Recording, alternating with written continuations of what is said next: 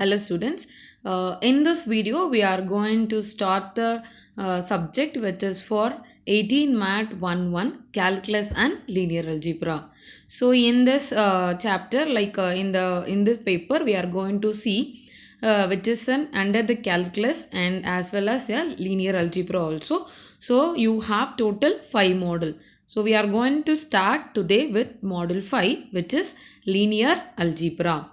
So first we will go to see the introduction about linear algebra, and after we are going to see the definitions of some basic definitions which is required as per your syllabus.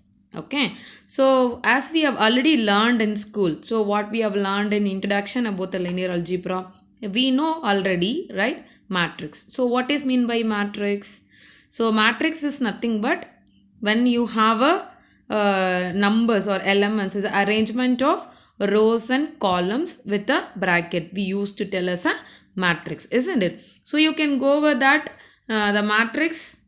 Just an example. So I can write it 1, 2, 3, 4. So this is your matrix. So generally what we will tell 1, 2, 3, 4 as an element of this matrix. So we used to tell what is that? 1 and 2 is a first row and 3 and 4 is a second row, isn't it? Similar, 1 and 3 will be a first column and 2 and 4 will be a second column.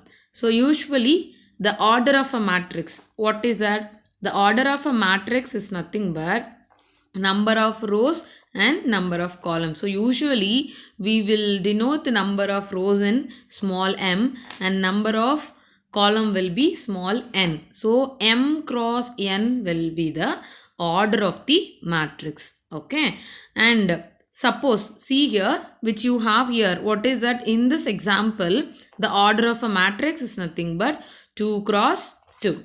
Okay, so similar we can able to use that places also. So suppose you can have a matrix, you can take it example of 2 cross 2. So which a matrix of capital A. Okay, the element, each element I can use in small a. The first position will be first row, first column, isn't it? So that's why we will use A11. What is that? The second row will be second element will be the first row, isn't it? Same row I have in second column. So it will be A12. And similar, you can come to here A21. That is nothing but A second row, first column. Similar, you have A22. So it is nothing but second row, second column, right? So this is a simple 2 cross 2 matrix which you have it with the positions also has been mentioned it. So it's all the basic things about the matrix you have learned it, right? So now type of matrix. So what and all type of matrix we learned in the matrix? So you can tell that order is an m cross n. Suppose m is equal to n. What we will tell? This is that. For example, the previous one we have seen. So 2 rows and 2 columns. That means rows and column is equal. We used to tell it is for square matrix. Okay. So what is that? It is a square matrix. So it is like 2 cross 2, 3 cross 3, 4 cross 4, like that we can tell the rows and columns is equal. We used to tell it is for what is that? Square matrix. Similar, we have seen it diagonal matrix. Only the diagonal element will be there and only the column will be there. We can tell as a column matrix, and as well as we can tell as a row matrix. And we have learned about symmetric and skew symmetric. So symmetric is nothing but if you have Aij, right, in the matrix of A, you can interchange row to column, column to row, it remains same. That we can tell as an symmetric matrix. And similar, along with the sign is changing, we can able to tell as a skew symmetric matrix, isn't it? So we have learned so many type of matrix, right? Even for identity matrix. So what is that identity matrix? Identity matrix, if it is 3 cross 3, for example, it's supposed to be like this 1 0 0 0 1 0 0 0 1. We used to tell it as an identity matrix, right? So 0 matrix is null matrix is nothing but all the element will be a 0. Okay. So next one, matrix operations. So what and all the matrix operations we know? So the matrix operations you can tell the additions, adding the 2 matrix, and you can go with the multiplications of 2 matrix, A cross B, B cross A cross B cross C. So all the operations we used to tell It is for matrix operations. And also we have learned what is that inverse of matrix. So you have already learned inverse of a matrix. What is it inverse of a matrix? If you have a matrix, so finding a inverse, what is that? 1 by determinant of A into adjoint of A. So what is that? Adjoint of A, we can able to find the cofactor of A, transpose will give adjoint of A, and the determinant of A is nothing but finding the determinant of a given matrix. If it is a 3 cross 3, what you will find the determinant of A matrix? You can take it as a determinant of particular A matrix, explained from the first row, and you can find a solution. That means find a value of your determinant A. So that using that we can find your inverse of a matrix. So this is all the basic things which we have seen the recalling part. Okay. So now we can into your main topic as per your syllabus, elementary transformation. So what is that elementary transformation? So we know transformations generally it's transforming one to other, right? So the general meaning of transformations. So now here the elementary transformation is the element, right? So some changes is happening in the element. So element is nothing but in the matrix every terms we used to tell as an element, right? So here we are going to do the elementary row transformation of a matrix. So row alone we are going to transform without affecting your main matrix, right? So in that you can use only the three tools which is given, like what is that? Interchange of any two rows.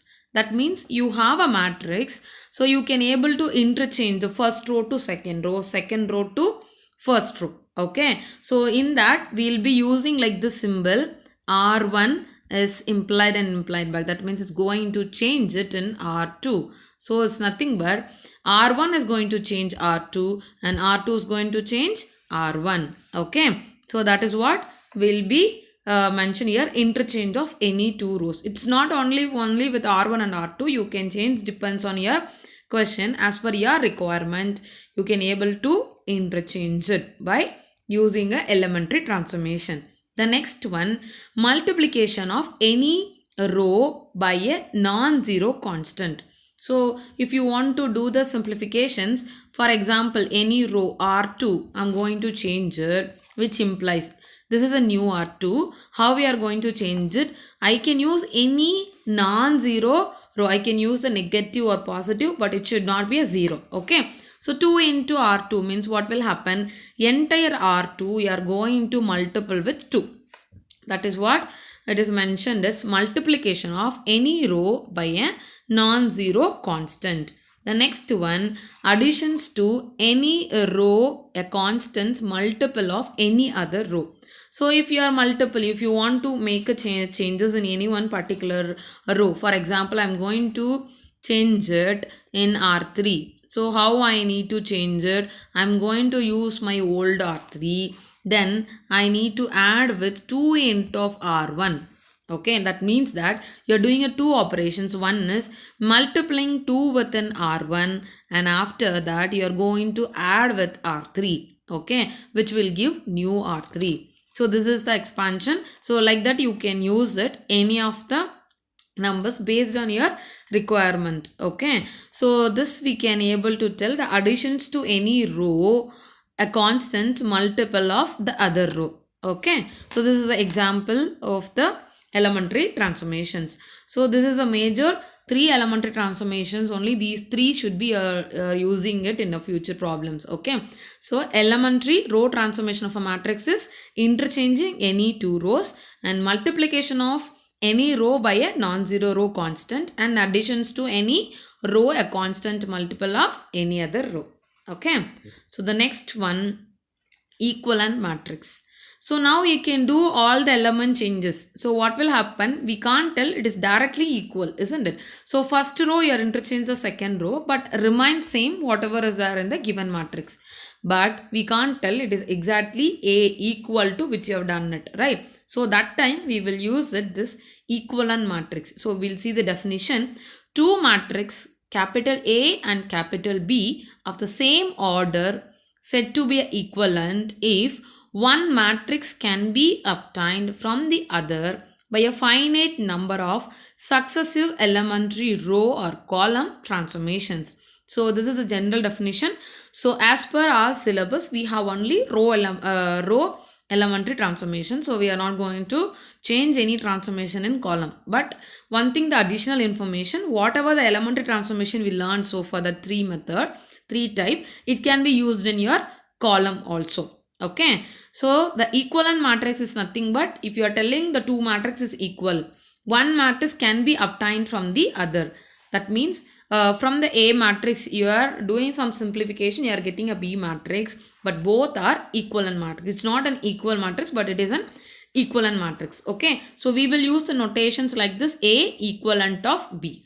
It's clear. So the next one, this is here. The major problem will start in this method, which is using the previous two definitions.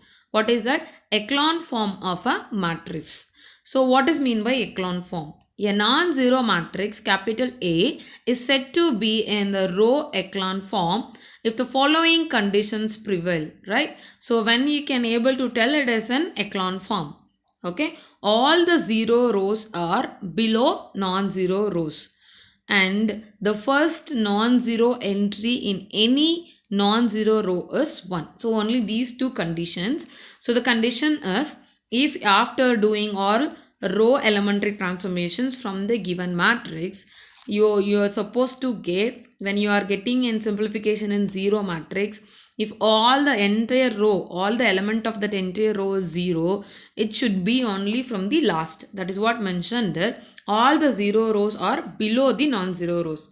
So what is that? 0 rows means all the element must be 0. Non-zero rows means nothing but at least one should be there, 0, 1, 0, like that. If you have it, one element at least entry is there, at least minimum 1, and all the entry is the number, it is okay, right? We used to tell it is a non-zero rows. Okay, so that is should be only below the non-zero rows. First condition. Second condition is the non-zero, first non-zero entry. So other than the 0 row, all the non-zero entry, the first entry should be 1. That we will tell it as an echelon form. Okay, so these two is a major like point when you can convert an echelon form. So we will see with the example to understand. For example, you see what is order of this matrix. This matrix is 3 rows and 4 columns. So this is converted to the echelon form. So usually the echelon form you are supposed to convert. What is that? The first row, second row, first element, and third row, first and second element, you are supposed to convert 0. Okay. So this is a major rule when you can convert in echelon form, right? So this is a basic step to convert in echelon form. And meanwhile, you are supposed to check the 2 point. What is that? 0 row should be below the non-zero row. So here all it is a non-zero row. At the same time, see to the condition, first row, second row first element, and third row first and second element. Suppose you have a fourth row, one more fourth row, first, second, third should be up to convert to 0. Okay. So now how to make it 0, we'll see the upcoming videos. Okay. So now you can see that second condition, non-zero row, the first entry must be 1. So here is 1, here is 1, here is 1. So this is, we can call it as an echelon form. Okay. So now you can go for your next example. What is that? We have 1, 2, 3, 2. So see here, all non-zero rows, 1 is there, that is in the last. Okay, 0 row, right? Non-zero row, I have a 2. So it is there, entry is there 1, 1 first. Clear? And second row, first element 0, we have done it, right? Similar here, third example. Okay, so this 3 is a best example. It is for the echelon form, when we will tell as an echelon form. So next definition, rank of a matrix. So just a additional step from the echelon form. Once you found an echelon form, easily we can able to get the rank of a matrix. What is that? The rank of a matrix capital A in its echelon form is equal to the number of non-zero rows. So once you reached in echelon form, okay, how many number of non-zero rows you have to count. So see, it is only counted with the rows, right? So number of non-zero rows, we can tell it as an rank of a matrix. So usually it is denoted by rank of A. So see, from here itself we can tell. So number of non-zero rows, what it is? All the 3 is non-zero row. So I can tell rank of this matrix is 3. You can see here, what is the rank? The rank of a matrix here only 2 because 1 0 rows there. Here also 2. Clear? So that's all for the rank of a matrix. Okay. So before into the problem, we'll see some note. If R, you can tell it is a rank of a matrix of capital A, which is the order is M cross N. So if R is less than M. So R, number of rows of a matrix are linearly independent. So if when you are getting a rank of a matrix is less than or equal to here, what is that? The number of rows, you can tell it is for linearly independent.